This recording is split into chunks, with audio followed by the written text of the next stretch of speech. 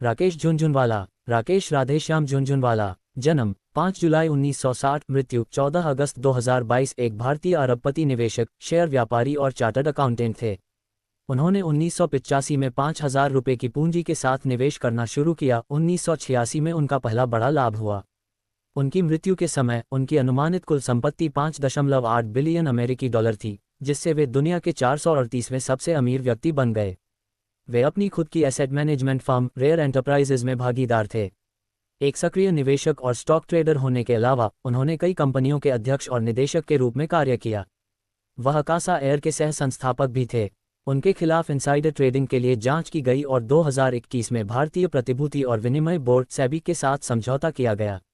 झुनझुनवाला को अक्सर भारत का बिग बुल कहा जाता था और उन्हें शेयर बाजार की भविष्यवाणियों और तेजी के दृष्टिकोण के लिए व्यापक रूप से जाना जाता था।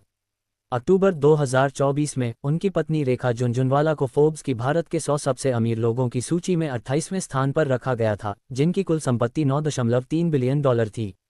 प्रारंभिक जीवन और शिक्षा। झुनझुनवाला का जन्म 5 जुलाई 1960 को एक मारवाड़ी अग्रवाल परिवार में हुआ था।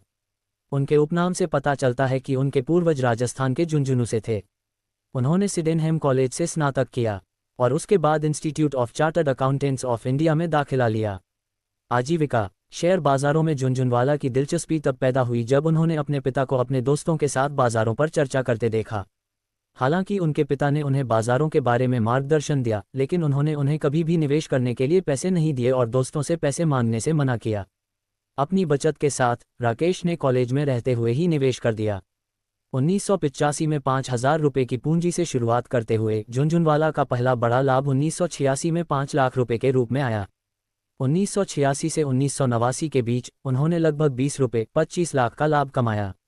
2022 तक उनका निवेश बढ़कर 11,000 करोड़ रुपए हो गया था। 2021 तक उनका सबसे बड़ा निवेश टाइटन कंपनी में था, जिसकी कीमत 7,294.8 करोड़ रुपए थी। उन्होंने अपनी asset management firm Rare Enterprises में एक पार्टनर के रूप में अपना खुद का पोर्टफोलियो प्रबंधित किया। एक सक्रिय निवेशक होने के अलावा झुनझुनवाला एप्टेक और हंगामा डिजिटल मीडिया एंटरटेनमेंट के अध्यक्ष थे और Prime Focus Limited, Geojit Financial Services, Bilcare Limited, Praj Industries, Provogue, Concord Biotech, Innovassynth Technologies Limited, Mid Day Multimedia Limited, Nagarjuna Construction Company, Viceroy Hotels और टॉप सिक्योरिटी लिमिटेड के निदेशक मंडल में बैठे। वह भारत के अंतर्राष्ट्रीय आंदोलन टू यूनाइट नेशंस IIMUN के सलाहकार बोर्ड के सदस्य भी थे। 2013 में झुनझुनवाला ने मालाबार हिल में रिजवे अपार्टमेंट की 12 इकाइयों में से 6 को स्टैंडर्ड चार्टर्ड बैंक से 176 करोड़ रुपए में खरीदा था। बाद में 2017 में उन्होंने बिल्डिंग में अन्य 6 अपार्टमेंट HSBC से 195 करोड़ रुपए में खरीदे। 2021 में उन्होंने पुरानी इमारत को गिराने के बाद अपने नए 70,000 वर्ग फीट के 13 मंजिला घर का निर्माण शुरू किया। जुलाई 2021 में उन्होंने भारत में कम लागत वाली एयरलाइन अकासा एयर में निवेश किया। एयरलाइन में 40% हिस्सेदारी के लिए 400 मिलियन अमेरिकी डॉलर का निवेश किया। फरवरी 2024 तक नई एयरलाइन के पास 24 विमान हैं और यह 19 शहरों के लिए उड़ान भरती है।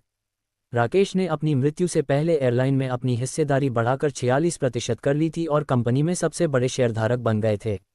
उनकी अंतिम उपस्थिति अकासा एयर के उद्घाटन समारोह में थी और बाद में उन्होंने 7 अगस्त को मुंबई और अहमदाबाद के बीच एयरलाइन की पहली उड़ान भरी। विवाद। 2021 में झुनझुनवाला पर इनसाइडर ट्रेडिंग, एप्टेक कंप्यूटर्स के शेयरों में असामान्य सौदेबाजी के लिए जांच की गई थी। सेबी ने आरोप लगाया था कि झुनझुनवाला और अन्य ने अप्रकाशित मूल्य संवेदनशील जानकारी UPSI के कब्जे में होने पर एप्टेक में कारोबार किया। सितंबर 2016 में एप्टेक ने प्रीस्कूल सेगमेंट में प्रवेश की घोषणा की थी। सेबी के आदेश के अनुसार यह आधिकारिक घोषणा की तारीख 14 मार्च 2016 और 7 सितंबर 2016 के बीच एक UPSI था। जुलाई 2021 में सेबी ने झुनझुनवाला और उनके सहयोगियों से कुल 35 करोड़ रुपए का भुगतान करने के बाद इस मुद्दे को सुलझा लिया था। झुनझुनवाला ने 18.5 करोड़ रुपए और उनकी पत्नी ने 3.2 करोड़ रुपए का भुगतान किया। परोपकार। झुनझुनवाला, जिनकी मृत्यु के समय कुल संपत्ति 5.8 बिलियन अमेरिकी डॉलर थी, ने अपनी संपत्ति का 1/4 हिस्सा दान में देने की योजना बनाई थी। उनके परोपकारी पोर्टफोलियो में स्वास्थ्य सेवा के साथ साथ शिक्षा से संबंधित पहल, Saint Jude Agastya International Foundation, Ashoka University, Friends of Tribal Society और ओलंपिक गोल्ड क्वेस्ट जैसे संगठनों का समर्थन शामिल था। वे न्यू पनवेल में RJ शंकर नेत्र अस्पताल के निर्माण के प्रयासों में भी सक्रिय थे। लोकप्रिय संस्कृति में 7 जून 2012 को द इकोनॉमिक टाइम्स द्वारा उनके पैरोडी वाले ब्लॉग के लेखकों के रूप में 2 लोगों का खुलासा किया गया। पहले वर्ष के लिए मार्क फिडेलमैन, फोर्ब्स के एक स्तंभकार, और शेष वर्षों के लिए लेखक आदित्य मगल।